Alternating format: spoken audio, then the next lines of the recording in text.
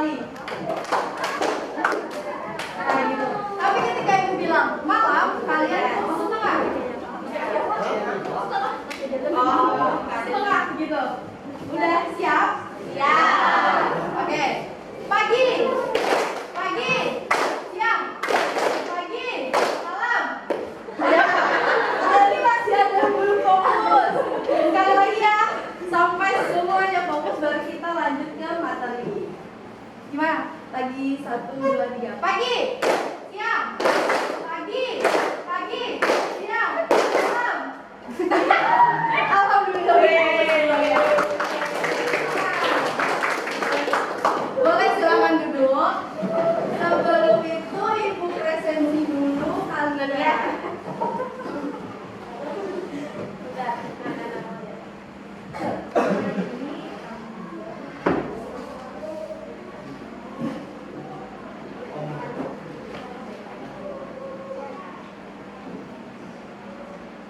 Ahmad Azhar Jayadi, Arif Rahman, Asyifa Kanugroho, Bella Yunita Eza, Halimah Nuraini, Indri Kartika Sari, Jihan Nabila hadir, Harina Ramadhani hadir, Iya hadir, Mahmudin, Marcella Dia, Maya Sari Putri,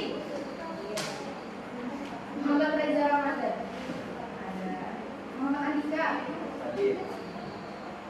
Muhammad Fajar, Muhammad Galang, Muhammad Nabil, Muhammad Muslimah, ada cuma ditahan berat ya. Nadia Usma, Nadia Putri,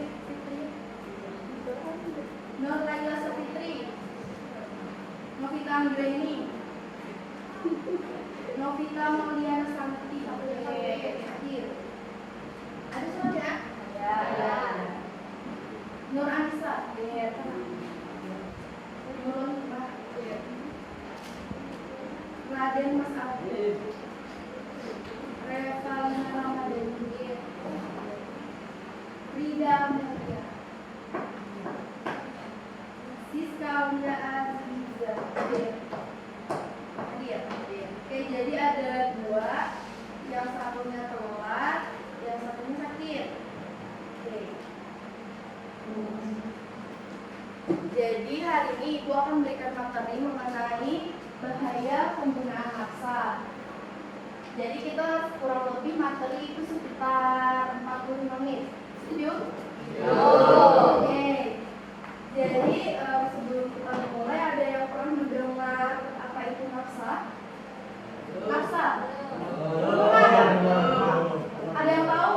Maksa terdengar atau tapi jenis? Iya betul, jenis narkoba. Nah, kepanjangan dari maksa itu adalah narkotika, psikotropika, dan zat aktif lainnya. Narkoba adalah singkatan dari narkotika dan juga bahan berbahaya. Selain narkoba, istilah yang lain diperkenalkan khususnya oleh Departemen Kesehatan Republik Indonesia adalah maksa, yang merupakan singkatan dari narkotika, psikotropika, dan zat aktif lainnya.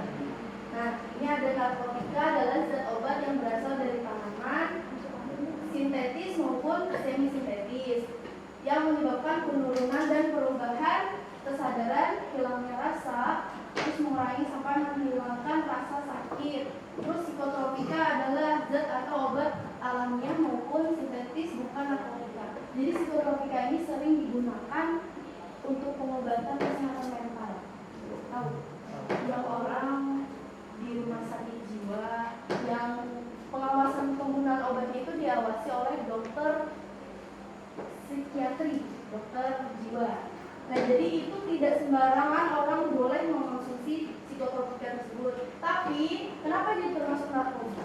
Termasuk ke narkoba atau bahan yang dilarang? Karena sering karena sering disalahgunakan oleh orang-orang yang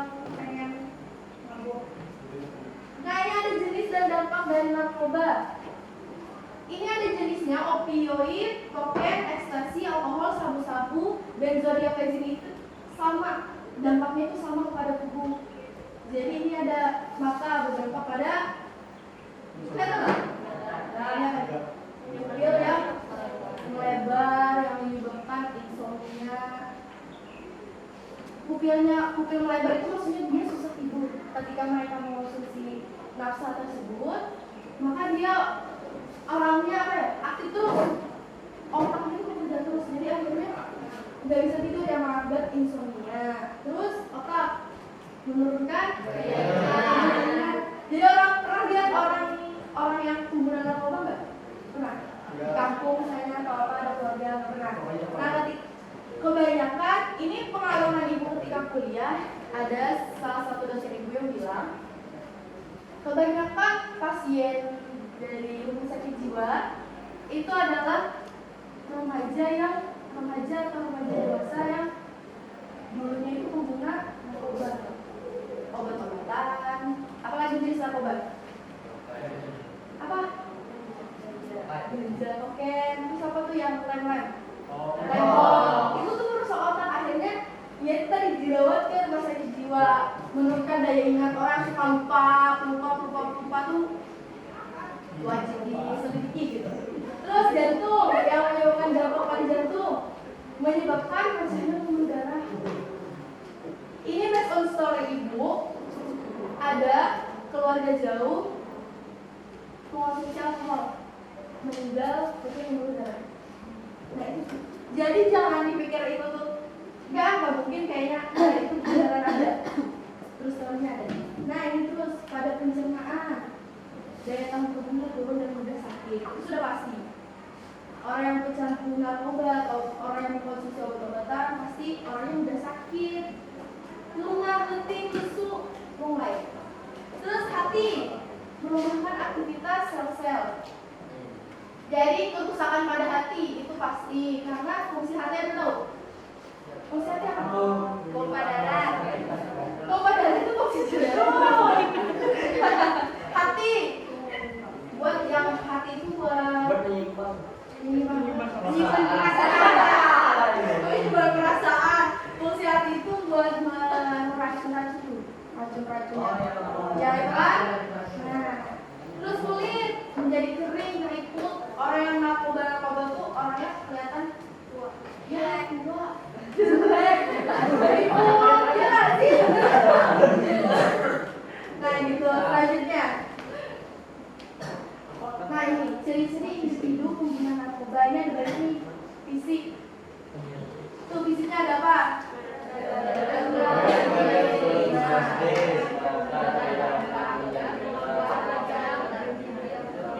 Bibir terutama. Nah bintik-bintik merahnya itu bekas nyamuk.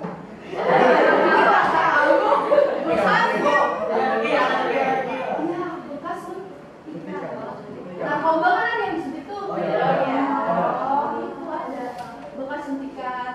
Terus bekas suntikan akhirnya kita lihat orang misalnya udah ada ciri-ciri narkoba nih, dia sering makan jahe, melindungi tubuhnya. Kita dia melindungi dari suntikan-suntikan itu.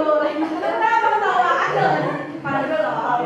Terus buang air besar atau kecil kurang lancar, sembelit. Nah ini salah satu dari fisik. Terus ada emosi. Apa emosi?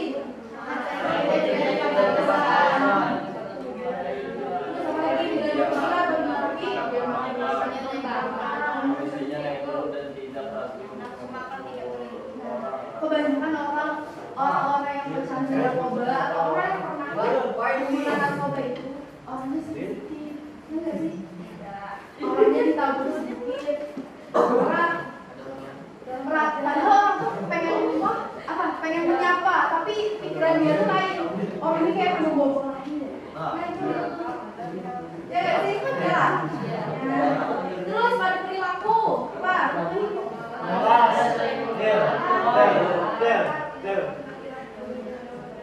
Apa ada nggak sih ciri-cirinya? Ada lah ya kan, aman, malas dan sering lupa.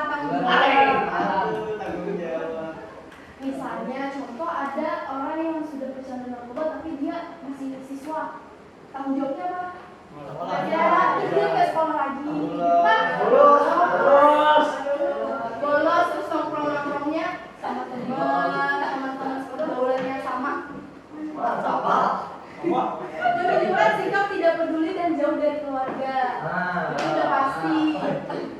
Karena dia takut di apa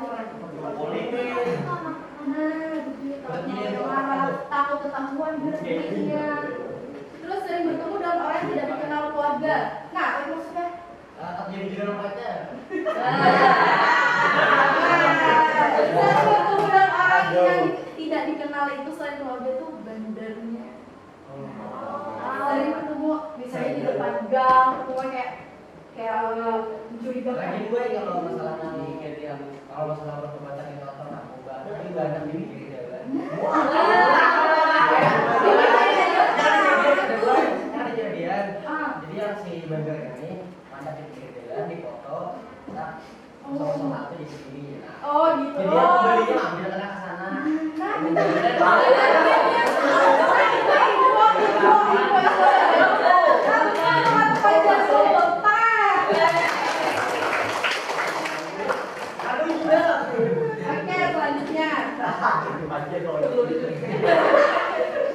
Upaya pencegahannya apa yang pertama?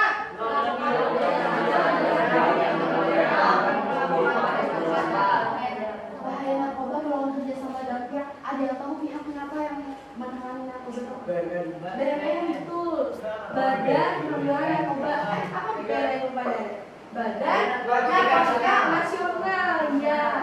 Terus apa mungkin mengadakan razia mendadak secara rutin? Kan banyak tuh di Instagram, di TV, kayak apa polisi lo malam-malam. Anak-anak remaja tuh nongkrong didatangi polisi, ada ada yang narkoba atau alkohol kan? Terus yang kedua apa? Memberikan perhatian kepada saya. Sekolah harus melakukan pengawasan terhadap gerak-gerik anak. Karena dari ciri-ciri narkoba itu tadi yang kita lihat tadi, banyak ciri-cirinya. Tadi tuh makan tuh merah. Si anak ini kok setiap pagi, setiap hari tuh lesu. Itu kan sebagai guru kita tahu nih ada yang salah nih kepada siswa ini. Nah, kita observasi, kita selidiki, ada apa sih dengan anak ini? Kalau dia semacam tuh, terus yang ketiga apa?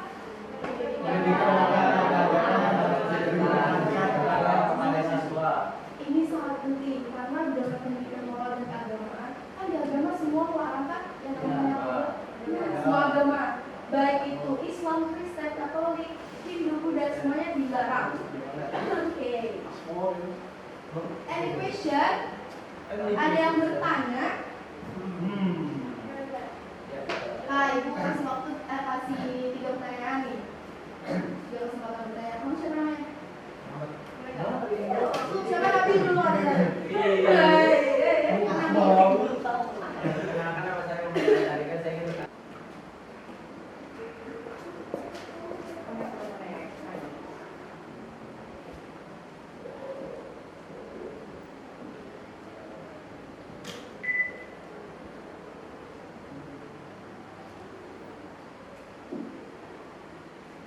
Guys, ini Raka. Dia kelas 2 SMA. Jelas, dia kelihatan seperti pelajar SMA biasa. Kita lihat untuk jalan. Videonya dari kemarin pas pandemi. Dan sering datang dulu. Karena dadanya kosong. Kalau lagi ngomong, terus emosinya juga bisa mulai gak jelas. Kalau diajak ngobrol, bicaranya gak jelas. Dan seperti gak nyaman. Seperti sini, ternyata Siva adalah seorang pengguna narkoba.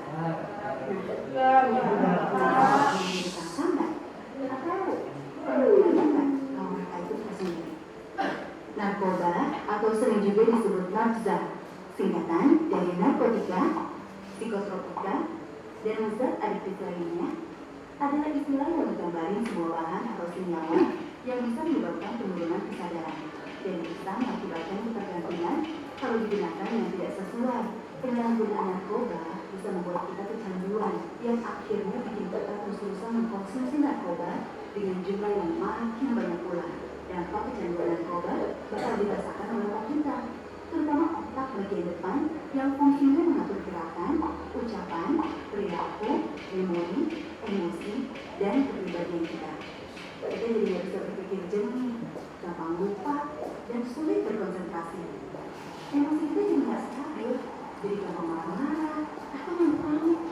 Keluarga dan teman juga bisa jadi frustasi menghadapi kita yang kayak begini. Yang bikin serem, fungsi otak kita belum tentu bisa pulih lagi. Walaupun kita udah berhenti menggunakan obat, fungsi otaknya. Bayangin sekarang, kalau ini terjadi di masa pandemi kita sekarang ini, udah kesepian, depresi, stres gara-gara pandemi, masih ditambah lagi depresi dan kesepian karena dijauhin teman dan keluarga. Bayangin nggak sih? Kita menjadi teman di di online, tapi dari mau, bukan karena kita jago mainnya, tapi karena takut pas lagi asik main, kita tiba-tiba ngejelas nggak jelas, cuma gara-gara hal sepele. Males kan? Bukan cuma itu, dampaknya ke tubuh kita juga bisa berbahaya loh. Beberapa hasil penelitian bilang kalau penyalahgunaan narkoba bisa berdampak pada penurunan kekebalan tubuh kita. Akibatnya kita juga berdampak terserang virus seperti virus corona yang lagi langganan sekarang ini. Kan? Nah, setelah tahu dampak negatif narkoba, terus gimana dong caranya supaya kita nggak terjerumus menyalahgunakan narkoba, terutama di masa pandemi seperti sekarang ini? Banyak teman-teman yang menggunakan narkoba gara-gara mereka merasa kesepian dan nggak punya teman, jadi mereka nggak punya tempat curhat saat stres. Jadi hubungan pertemanan yang sehat itu penting banget buat membantu kita menghindari narkoba. Nah, di masa pandemi kayak sekarang ini,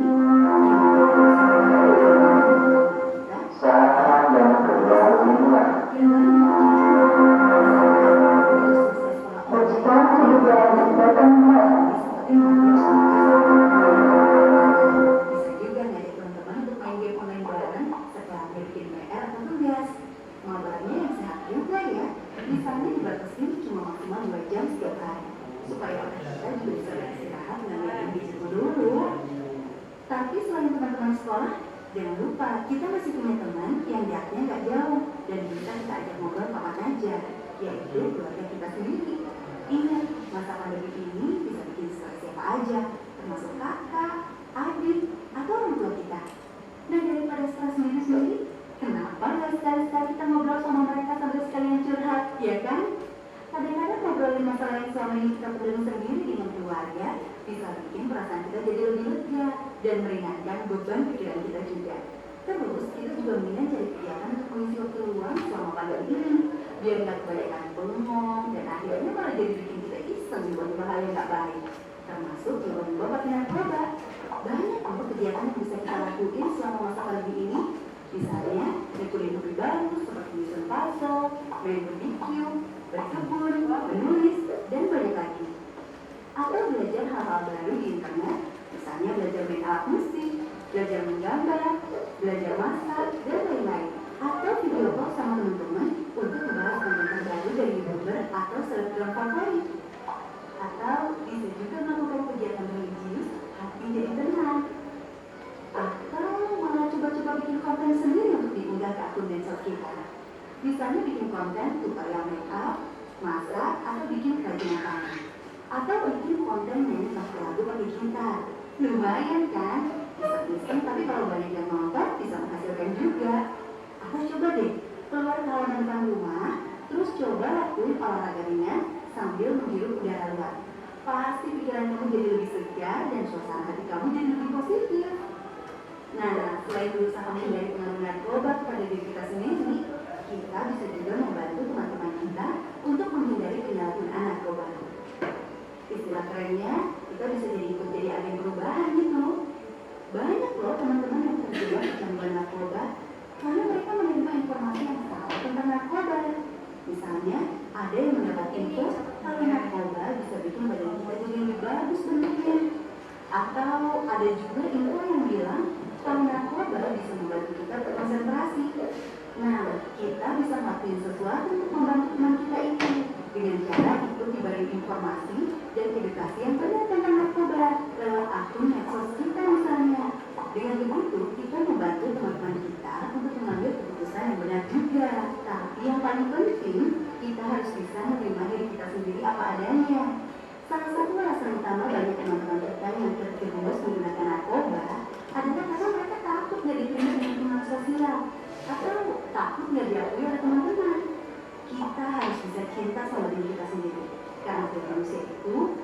dan unik.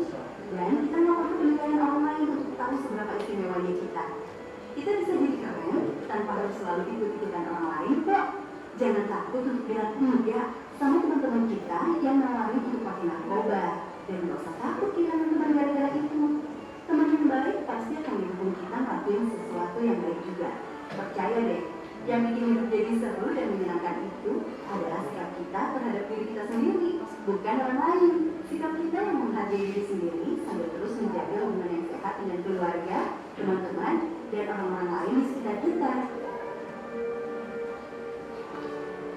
Nah, itu tadi video mengenai upaya pencegahan penggunaan narkoba.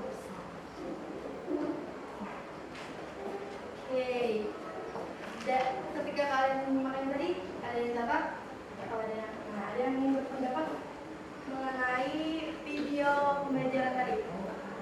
Siapa yang ingin berpendapat mengenai video yang baru kita lihat tadi? Siapa kamu? Nadia, Aulisma. Oke. Nadia. Bisa berdiri Nadia kalau yang benar. Ini kesimpulan dari yang video kita lihat tadi. Kesimpulannya. Jadi menurut Allah kesimpulan dari video yang kita lihat tadi adalah Guys, narkoba ini itu apa? sangat berbahaya bagi tubuh kita. Selain narkoba itu menyebabkan ketergantungan, itu juga berpengaruh pada otak kita. Yang dimana emosi menjadi lebih stabil dan cepat marah. Nah selain otak juga, itu juga berpengaruh kepada kesehatan kita yang dimana jika kita menggunakan narkoba, maka kita akan lebih gampang sakit. Nah, itu kata Nadia harus tadi. Kangen Nadia. Terus ada lagi yang berpendapat untuk memberi kesimpulan? Ya, sebelumnya.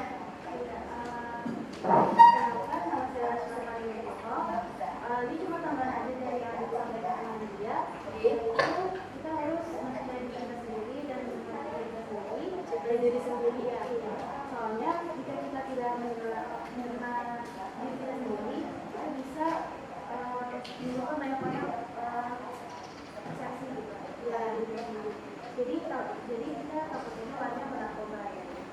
Dan salah satunya kita seperti takut jadi orang takut tidak diterima oleh masyarakat. Jadi oleh karena itu kita harus menerima nantinya diri kita sendiri. Dan satu lagi, hidup akan menjadi baik tergantung sikap kita sekarang. Tepuk tangan untuk. Nah, jadi kesimpulan dari teman-teman yang memberikan pendapat itu tadi, pencegahannya tadi seperti mencintai diri sendiri, ya, paham atau tahu gitu loh dampaknya ketika kita menggunakan narkoba itu tadi, dampaknya dari masyarakat, ya kan seperti itu. Oke. Apakah ada yang ingin ditanyakan mengenai materi kita hari ini? Satu orang lagi, Bu, kasih kesempatan.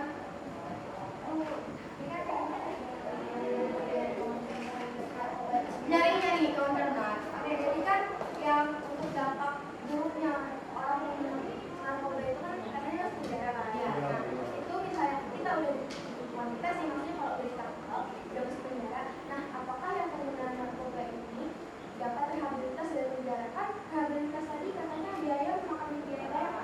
Nah, itu dibiayain oleh pemerintah. Nah, keluarga yang membiayai penjara ini. Good question. Ibu atur kamera dulu lah. Kebanyakan orang yang bukan pengguna sih, tapi orang yang pengedar narkoba itu yang dipenjara. Pengedar, bandar, transaksi itu yang dipenjara. Tapi ketika korban kan penyalahgunaan narkoba itu kan orangnya korban dari mafsa itu. Nah, itu tadi BNN tugasnya tadi rehabilitasi. Kita rehabilitasi itu yang ibu tahu berbiaya, cuman kayaknya kalau yang ke tangkap itu kayaknya bisa dibiayai sama negara, bisa dari BNN-nya itu sendiri, rehabilitasi bisa free gitu. Cuman yang ibu tahu lah ini dari keluarga ibu itu orang tua yang memasukkan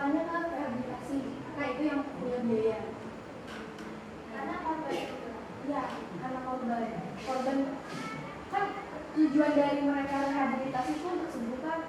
Tapi kalau untuk bandar yang mereka yang mengedar narkoba itu, nah itu yang dihukum di penjara. Dampaknya pasti ada ketika mereka keluar, ada catatan karena sepertinya sulit mencari Kerja. Betul. Sulit cari kerja. Terus lihat riwayatnya bekas pengedar narkoba, pikir 2 kali dulu kalau mau menerima kerjanya kan sih. Nah, oke, terima kasih. Nah, tadi siapa aja yang bertanya ibu ada reward buat kalian? Bertanya tadi siapa? Iya, dulu. Terus, ya, satu. Tadi Kak bilang nggak ya? Selesai. Oke. Terus yang memberikan pendapat tadi, memberikan komentar mengenai video pembelajaran. Berapa orang tadi? Ada 2.